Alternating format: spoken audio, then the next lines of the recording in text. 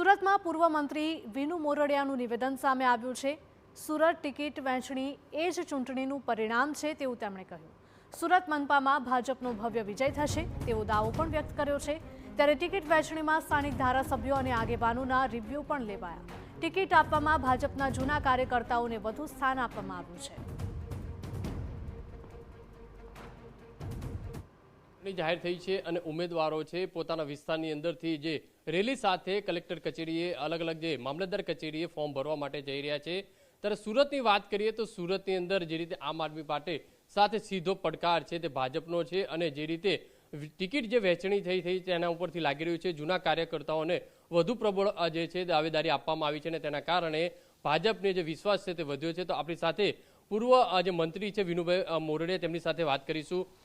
સાહેબ, જે રીતે આ વખતે ટિકિટ વહેંચણીમાં થોડો વિલંબ થયો પણ તમામ જૂના કાર્યકર્તાઓને સાચવી લેવાયા જે નામો જોવા મળ્યા છે।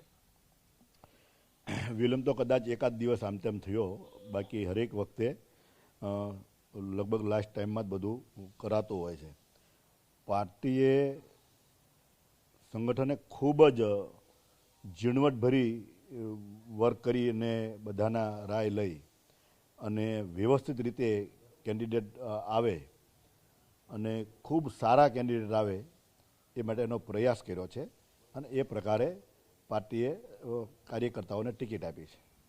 સાહેબ, આપના વિસ્તારની વાત કરીએ તો 50% ભાજપ હતું, 50% આમ આદમી પાર્ટીના કોર્પોરેટર હતા। તો હવે આ વખતે કઈ રીતની સ્થિતિ રહેશે, કઈ રીતના નવા તમામ ઉમેદવારોના નામ જાહેર થયા છે? 50% તો મારી વિધાનસભામાં નહોતા, પણ એક વોર્ડમાં 50% હતા અને એક વોર્ડમાં 1 હતો।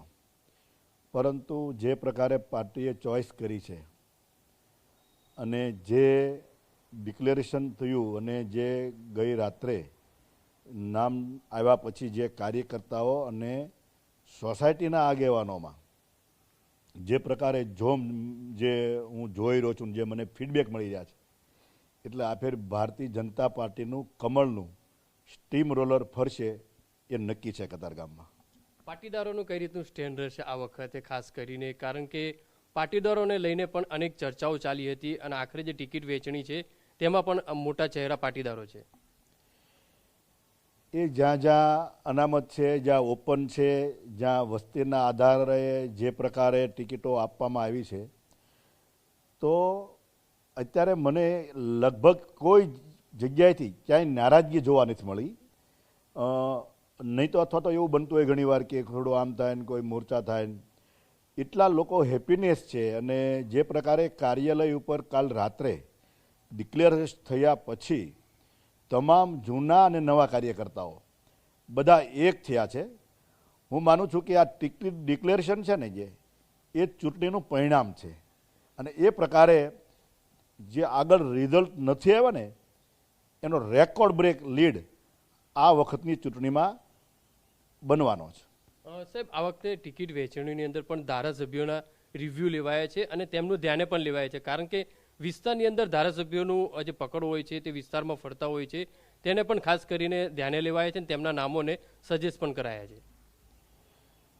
ધારાસભ્ય છે ને એ પાર્ટીનો જ કાર્યકર્તા છે, એટલે ફક્ત ધારાસભ્ય નહીં, તમામ સંગઠનના હોદ્દેદારો હોય એ બધાના રિવ્યૂ લેવાતા હોય છે અને એ બધાના સૂચનો લેવાતા હોય। પછી પાર્ટીને લાગે કે આ સૂચન છે ને આ બરાબર યોગ્ય છે, તમે સૂચન કરો અને એ તમારું યોગ્ય હોવું જોઈએ, તો પાર્ટી એને કન્સિડર કરતી હોય છે। અને મોટા ભાગે તમામ જગ્યાઓ પર કોઈ જગ્યાએ કોઈ એમ કહે કે આ એક છે કે આનું આધાર ચાલુ, એવું શક્ય નથી।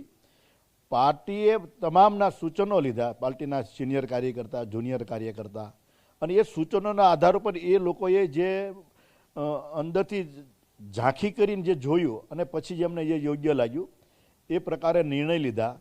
પણ બહુ સારા લોકોમાં, કાર્યકરોમાં આટલો બધો ઉત્સાહ મેં નથી જોયો, એ ઉત્સાહ આ વખતે મને જોવા મળી રહ્યો છે।